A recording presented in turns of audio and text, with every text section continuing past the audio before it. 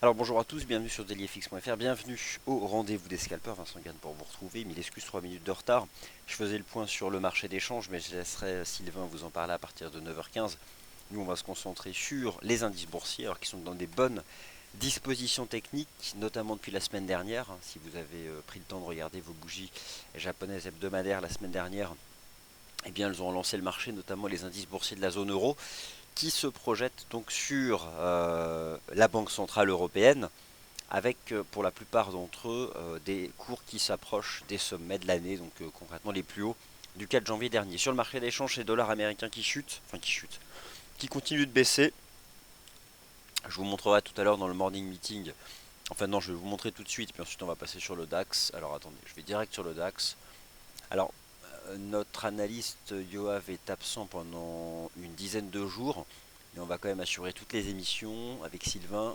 Par contre, on va vraiment les segmenter pour le coup, histoire qu'il n'y ait pas de répétition.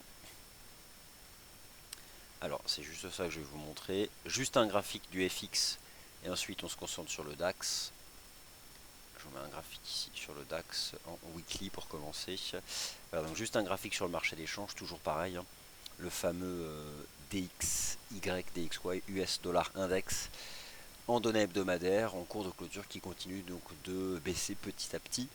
Moi j'ai potentiellement donc cette lecture technique qui permet d'envisager davantage de plus bas.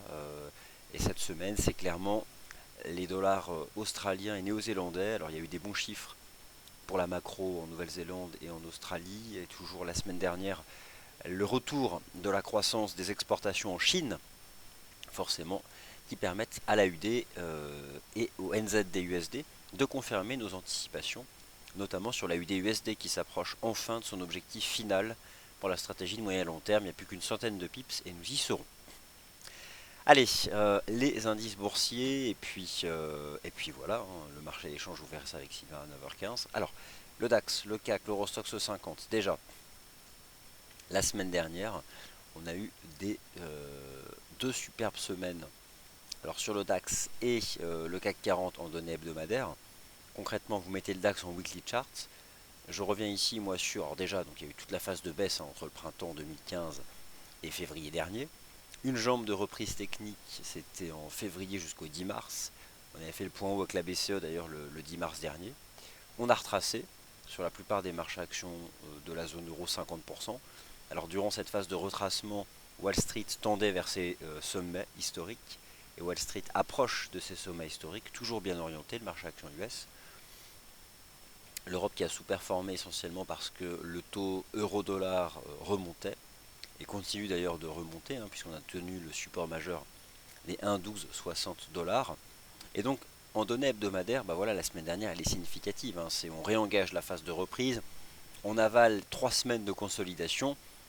Le RSI weekly du DAX, déjà, il y avait une belle divergence haussière standard, ça c'était en février dernier. Maintenant, elle est active. On a cassé, on a briqué ici une ligne de tendance la semaine dernière, c'est propre, on a fait le pullback. Bon. Qu'est-ce qu'on peut viser sur le DAX? Alors, en cours de clôture weekly, pour la semaine, j'ai 10 285. Et là, j'ai 10 400, c'est une extension de Fibo. C'est ça. Je vous le montre ici. Hop. Je vais la mettre juste en plus clair. Alors attendez, voilà, c'est ça. Hop là. Voilà donc, ça c'est ce que je pense que nous pouvons viser cette semaine sur le DAX. Alors 10 400 c'est peut-être un peu exagéré, n'oublions pas la BCE. Mais 10 285. Voilà. 10 285 c'est ce cours de clôture ici, c'était le gros décrochage de janvier. Donc on revient chercher le décrochage de janvier. Ça c'est le weekly chart, c'est la trame de fond. Maintenant en données horaires, le DAX. Tout a commencé par une divergence haussière standard H4, c'était le 7 avril, pour viser 10 000, 10 100 points. Divergence baissière standard, c'était en fin de semaine dernière, qui n'a rien provoqué. Trou de cotation baissier hier, piège baissier hier à l'ouverture. Tous les vendeurs hier de l'ouverture se sont tous fait stopper dans la remontée hein, entre le... Si vous prenez hier la variation des indices boursiers, on n'a pas fait plus 0,40 ou plus 0,50. On a fait plus 1,80 si on prend le taux de variation entre l'ouverture et la clôture. Alors, ça remonte. pas de div en H1 et un nouveau support à 10 100 points. Alors, bon, un bull trap, est-ce que c'est un bull trap? Honnêtement, c'est pour ça d'ailleurs que j'ai commencé par le weekly chart et on a la même chose ici sur le CAC 40 en données hebdomadaires. La reprise technique de février-mars, 4 semaines de consolidation de la semaine dernière est significative, on reprend.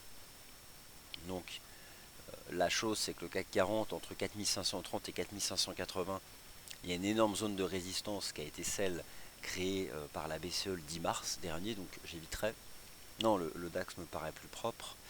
Et si on revient donc en H1, on a donc un premier support à 10 100 points, 10 285 me paraît être la cible.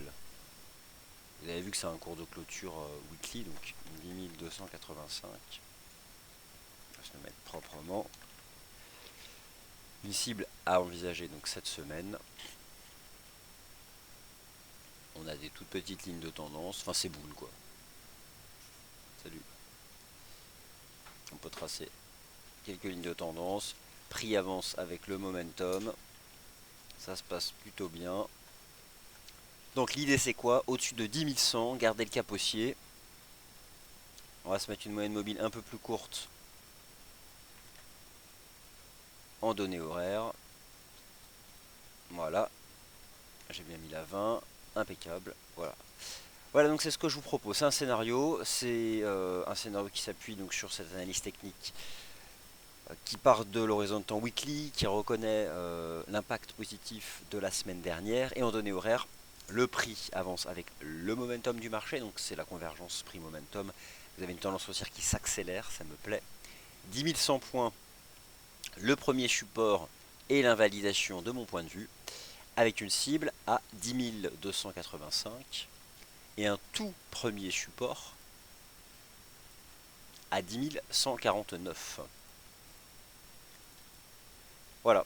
Bah écoutez, moi c'est mon opinion sur le DAX, donc je pense que voilà, c'est bon, c'est rendez-vous des scalpers, c'est le titre de l'émission. Alors en toute honnêteté, on va davantage passer à rendez-vous des day traders, c'est une stratégie de day trading.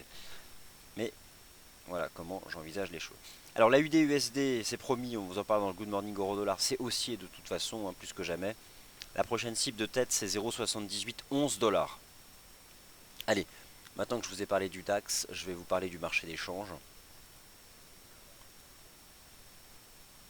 Et puis ensuite, je vais laisser donc Sylvain assurer le Good Morning Euro Dollar à partir de 9h15. Donc, AUD-USD, NZD-USD, c'est fermement haussier. Cassure technique haussière, donc comme j'envisageais hier, des 0,7730. Alors, je vous rappelle, à la base, l'AUD-USD, c'est ça. C'est un magnifique double bottom sur 69 $ en début d'année, actif depuis la cassure de la ligne de coup à 73,85, avec un objectif final à 79,43. Sachant qu'en plus, 0,80 $, c'est la zone aussi où la Banque de réserve d'Australie est susceptible d'intervenir. Donc, je redescends sur les horizons de temps, je retrouve ici mes extensions de Fibo. Prochaine cible, 0,7811. En plus, le RSI H4 est sorti par le haut d'un drapeau, donc prix et momentum avancent ensemble. On la voit, hein, la phase d'accélération. Hein. Le momentum sort par le haut d'un drapeau, c'est vraiment haussier. Il y avait, rappelez-vous hier, une superbe, je rezoome dessus pour que vous puissiez la voir, superbe divergence haussière cachée hier. C'était vraiment magnifique. Avec donc le trou de cotation piège, contredit par le RSI. 0,7811 et forcément tout pullback, tout retour sur 77,30, 77,50 s'exploite pour un d'achat et visé à terme 79,40. Enfin selon bien sûr ma lecture technique.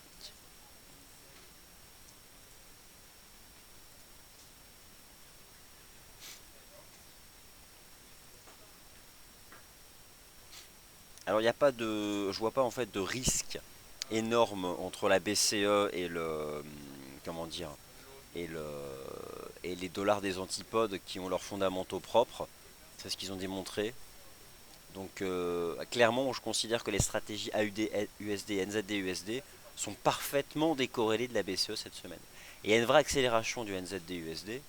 D'ailleurs, quel est le meilleur cheval entre les deux? Eh bien, rendez-vous du côté de l'AUD-NZD. Ce dernier recule, ce qui signifie que la vitesse de hausse du NZD-USD est supérieure à celle de l'AUD. Donc c'est là où il faut être. Enfin, les deux sont intéressants. Mais ce qui m'intéresse avec le NZD-USD, c'est qu'on est sorti par le haut de 10 mois de range. Et que pour le coup, on peut être ambitieux. Prochaine cible vraiment évidente sur le NZD-USD, on y est, c'est 70-20.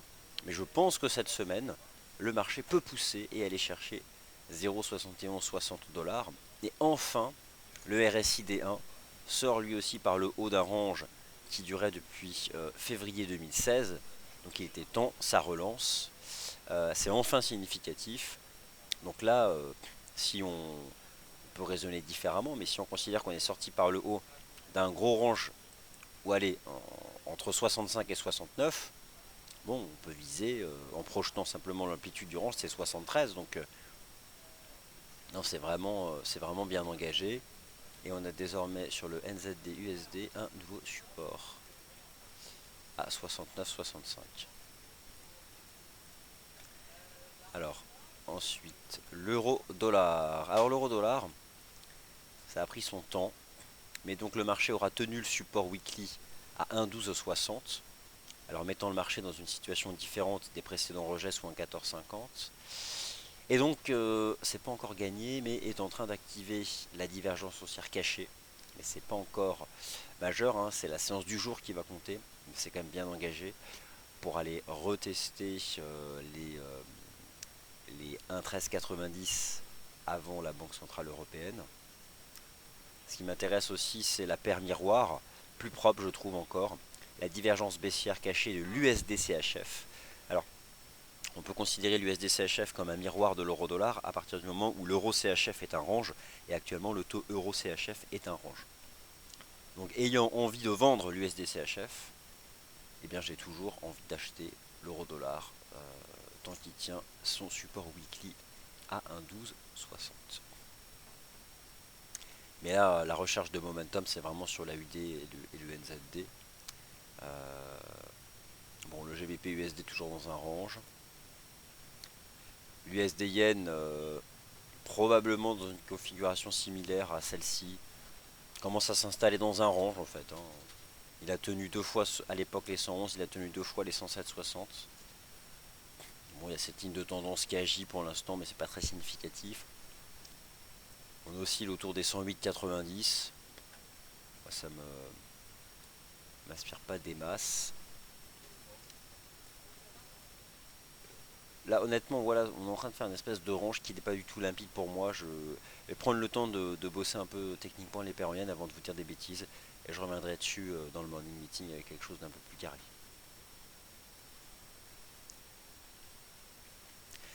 Voilà, bah écoutez, il est 9h01, donc je vous laisse. C'est la fin du rendez-vous des scalpers. Pendant 2 semaines, on va vraiment segmenter les émissions, puisque nous sommes deux pour toutes les assurer. Donc l'idée c'est que si dans chacune des émissions on dit la même chose, il n'y a pas d'intérêt. Donc là c'était le rendez-vous des scalpers. Vous retrouvez Sylvain à 9h15 pour le Good Morning Euro-Dollar, donc Eurodoll plus des paires majeures. À 10h30 je vous retrouve pour le Commodities Market Report, toutes les matières premières et les devises liées. Donc on reviendra sur la UD, le NZD et le CAD. Et à 11h le Morning Meeting, le point de marché global macro. Merci à tous et à tout à l'heure.